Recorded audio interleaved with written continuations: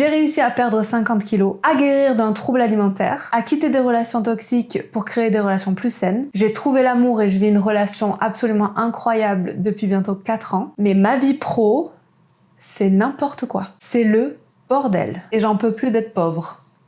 Je veux gagner de l'argent. Il y a 2 ans, j'ai décidé de me lancer et de créer un business en ligne autour de la création de marques et de sites internet. Et ça n'a pas du tout fonctionné. Je suis toujours pauvre, mais je sais exactement pourquoi ça n'a pas fonctionné. Aujourd'hui, je repars de zéro et je fais différemment. Donc j'ai décidé de repartir de zéro. C'est pas vraiment repartir de zéro, mais de me réaligner avec ce qui me fait vraiment vibrer, c'est-à-dire la créativité, le développement personnel, la spiritualité, la lecture, les réflexions profondes sur plein de sujets, et de créer un business autour de ça. Mais je sais pas du tout quelle forme encore ça va prendre, quel service je vais pouvoir proposer. Ce que je sais, c'est que j'aime pas travailler pour un patron, j'aime pas le travail d'équipe, et je supporte pas quand je travaille dans un environnement de travail qu'on puisse pas me permettre d'évoluer ou que l'environnement de travail ne puisse pas aussi évoluer. Ce que je sais aussi, c'est que mon vrai problème, c'est pas le fait de pas avoir d'argent.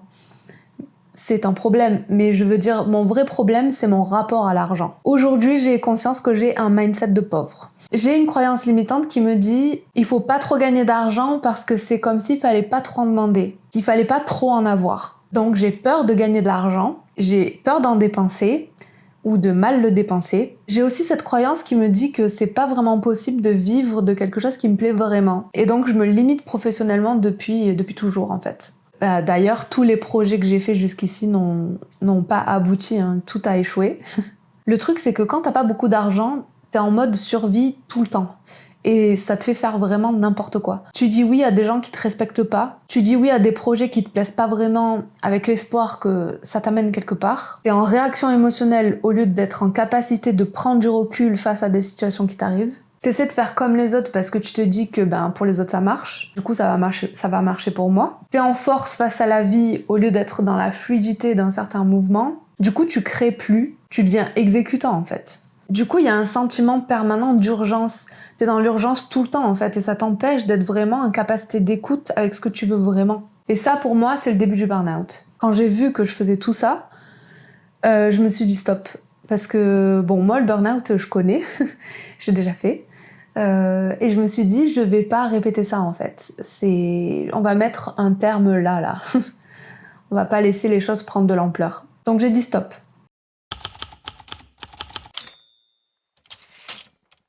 Quand t'as pas beaucoup d'argent, tu peux pas te permettre de prendre des risques financiers. Tu peux pas te permettre de te former, d'expérimenter, de tester des choses qui vont peut-être pas marcher. Parce que t'as pas d'argent. Toutes les opportunités qui se présentent à toi, tu peux pas vraiment les saisir en fait puisque t'as pas d'argent. Et sans argent pour tester des choses, tu peux pas avancer. Et si t'avances pas, t'évolues pas en fait. Et ça, c'est un gros cercle vicieux qui se met en place très rapidement et ça peut faire monter un sentiment d'impuissance très fort. En tout cas, c'est ce qui s'est passé pour moi. Ce dont je parle là, c'est la première fois que je le vois comme ça. C'est la première fois que je comprends que l'argent est un moyen d'évolution. Je l'avais jamais vu comme ça avant. L'argent aide à évoluer. Et moi, je vis pour évoluer. Je vis que pour ça, pour apprendre, pour découvrir, changer des choses dans ma vie, m'améliorer, créer, contribuer. Et si j'ai pas d'argent, si je m'autorise pas à gagner de l'argent, je m'autorise pas à évoluer en fait. Et c'est terrible. Ça peut être con dit comme ça, mais oui, en fait, il faut gagner de l'argent pour évoluer. Moi, je me suis dit que c'était pas évident de penser comme ça parce que c'est pas l'exemple qu'on a autour de nous, en fait. C'est pas ce que les gens font. Il y en a qui font ça, mais de manière générale, c'est pas ce que les gens font. La majorité des gens, l'argent, ils le dépensent dans du divertissement, dans de la consommation, sans forcément réfléchir aux habitudes de consommation. Si j'ai associé ce comportement-là à avoir de l'argent, je me dis que c'est tout à fait logique que j'ai rejeté le fait inconsciemment, j'ai rejeté le fait de vouloir gagner de l'argent. Mais du coup, le fait d'envisager l'argent comme un moyen d'évolution, ça m'a fait complètement changer d'avis sur l'argent en fait. Et je suis à l'aise avec cette idée parce que j'adore investir de l'argent dans des formations, pour acheter des livres, pour explorer, pour faire des expériences nouvelles. J'adore apprendre en fait. Et j'ai envie que l'argent serve ce but-là. Donc dans un premier temps, il faut sortir du mode survie. Dans mon cas spécifique, sortir du mode survie, ça voulait dire trouver un temps partiel. Parce que je suis dans une situation où actuellement, je paye pas de loyer. Un salaire nous suffit pour deux. Et j'ai eu la chance de me permettre de pas aller travailler et de privilégier, d'essayer de faire décoller cette entreprise. Donc moi, j'avais déjà restreint mes dépenses au maximum. Et la seule option, c'était d'aller gagner plus d'argent, d'où le temps partiel. Et j'avais peur de retourner travailler parce que la dernière fois, ça s'est fini en burn-out. Mais avec cette nouvelle notion sur l'argent, je le vois vraiment différemment en fait.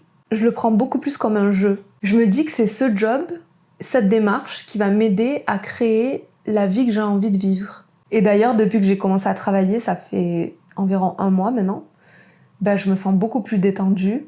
Et je suis beaucoup moins dans l'urgence de manière générale. Je peux prendre le temps, j'ai moins la pression et je me dis beaucoup moins qu'il faut absolument que cette entreprise décolle en fait. Je me dis non, j'ai le temps. J'ai le temps de réfléchir à ce que je veux vraiment. Et je pense que c'est vraiment la clé ça. Je me sens moins en échec vis-à-vis du fait que ça fait déjà 2 ans que je bosse dessus et qu'il n'y a pas vraiment de résultats.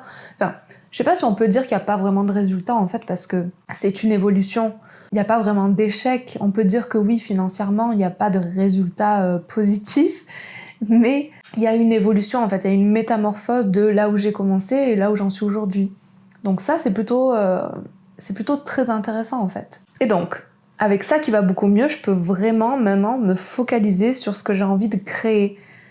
Donc, un business aligné à ma créativité, à ma curiosité, à mes explorations. Et je sais pas exactement comment encore, j'ai quelques petites pistes, mais je sais pas exactement comment encore ce business va prendre forme, mais on va le découvrir ensemble.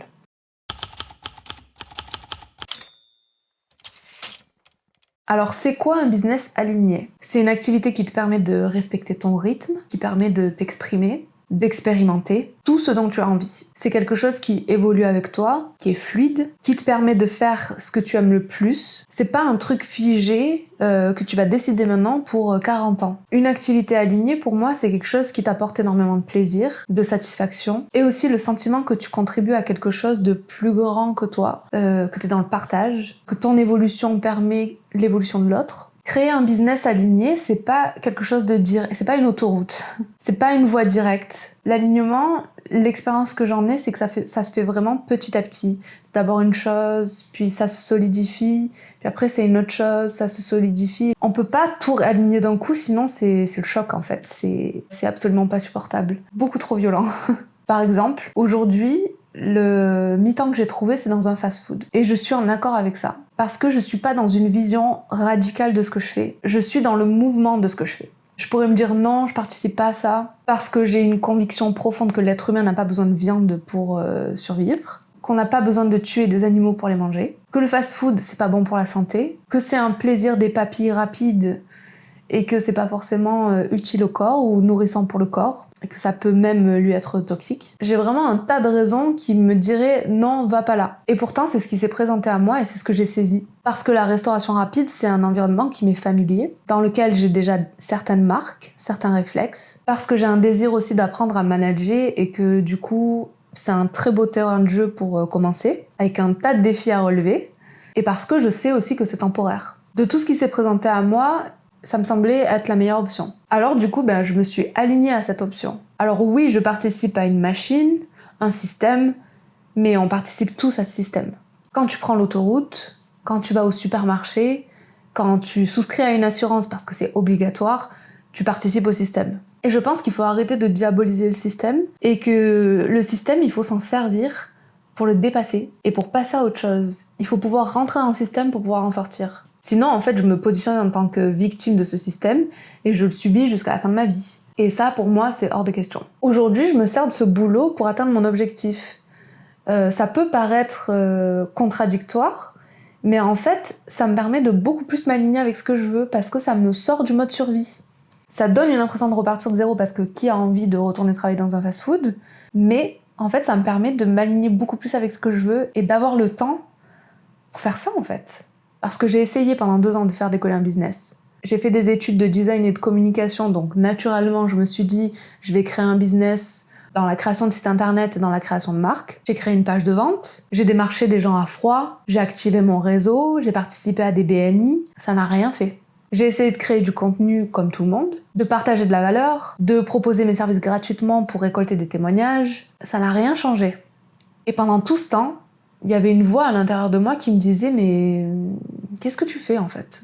J'étais pas à l'aise avec ce que je faisais en fait. Créer du contenu, partager des tips de marketing, de design, c'est pas moi.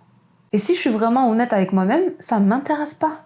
J'ai plus envie d'exécuter en fait. J'ai plus envie de faire des choses que je sais faire et qui m'emballent pas vraiment au final.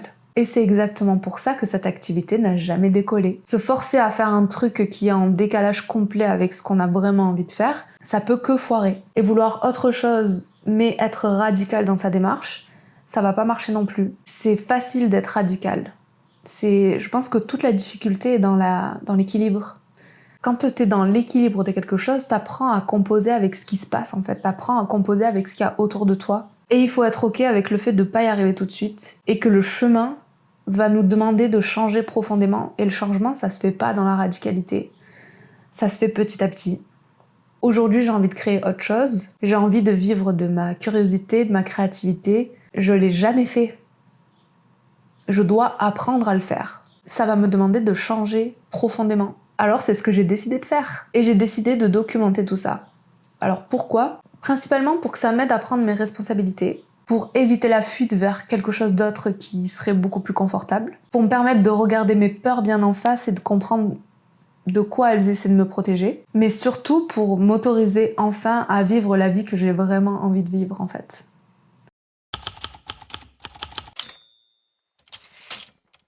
La première étape pour moi, c'est de publier cette vidéo et de vous faire part de mon projet. La prochaine étape, c'est de créer un blog et de mettre en place une newsletter. Parce que j'ai toujours aimé l'écriture, j'adore écrire, et c'est un médium que j'ai très envie d'explorer. Aussi, le blog, ça va me permettre de créer un univers à moi, sur lequel j'ai la maîtrise. C'est la première fois que je fais ça. Je sais pas du tout comment ça va se passer, mais je sens que c'est la bonne chose à faire. Je suis mon inspiration complète là, parce que l'intuition que j'ai eue, c'est fais des vidéos YouTube et crée un blog. Et la suite, tu verras. Alors je suis mon intuition et j'y vais. Et je vous dis à la semaine prochaine.